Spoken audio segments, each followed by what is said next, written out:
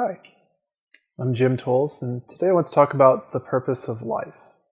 This is one of those big questions that people have, the purpose of life, what's the meaning of my life, and it can drive a lot of people to the spiritual path. That's really the best part of them, is that they're driving people to look at themselves, to get to know themselves, and to wonder why they're doing the things that they're doing. The nature of much of the world is ignorance. You're doing things that you don't know why you're doing them.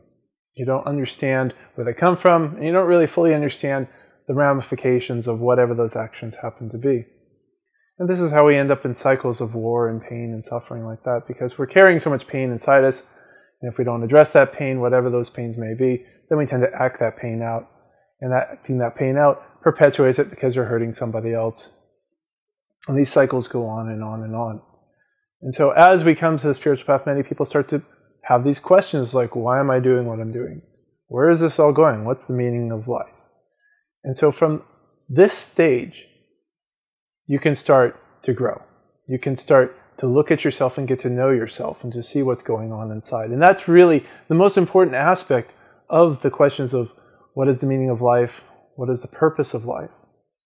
I'm not actually here to give you an answer to these questions because I think the question themselves is more important than any answer you can come up with. And the further you go on this path, spoiler alert, the answer doesn't really matter.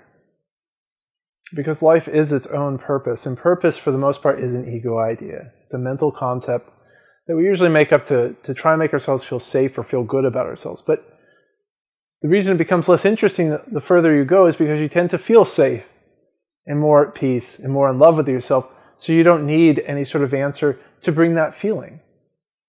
You'll notice that a lot of what the ego is trying to do is to make itself feel better, which always creates that next question of why don't you feel good?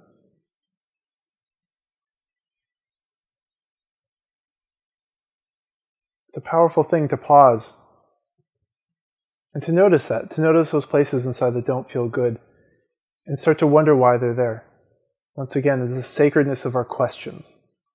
Questions turned within to ask ourselves who we are and what we're doing and why we're doing it are extremely powerful. I regularly pester my students with questions like, who are you and what do you want? And a lot of times you're not going to have a good answer to it.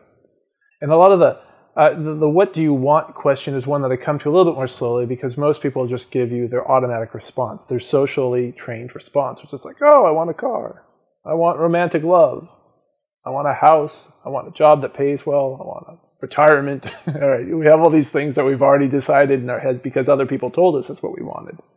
And that's another aspect of the spiritual path that is so surprising, is that as you go, you start to realize that a lot of what you've been told you want is not what you really want. And that leads you right back to some of these deeper questions. So, all these things aren't true that people have been telling me. What is the purpose of all this? And so my encouragement to this is to go find that purpose for you. Start on the journey. And if you're fortunate enough to come farther and farther down to the point where this question no longer matters, that is a great success. That you start to find that being here and now is its own purpose, which is no purpose.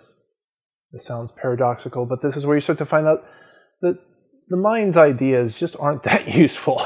For the most part, they get us in more trouble than anything else. Although the mind is healed on this path as well. It becomes healed, and we know it's healed when it's serving us. When it's helping us to create ideas and understandings that are useful to living helpful and kind lives, harmonious lives, peaceful lives. Right? That's the mind coming back to doing something that it should be doing, as opposed to just perpetuating what it's already learned. What you learned from your parents, from society, and mimicking that over and over. So these are some thoughts for today. As I said, I don't have an answer for whatever your purpose is or whatever meaning in life you are seeking. I just encourage you to think of them more as a starting point, to get you started, to see what starts to unfold, and to let yourself continue to question yourself, to go inwards, and to start your spiritual growth and see where it takes you. And one of the answers that you truly need will arise out of that search. Once again, my name is Jim Tolles. I blog regularly at spiritualawakeningprocess.com. If you've enjoyed this video, please subscribe, share, and like. And have a beautiful day.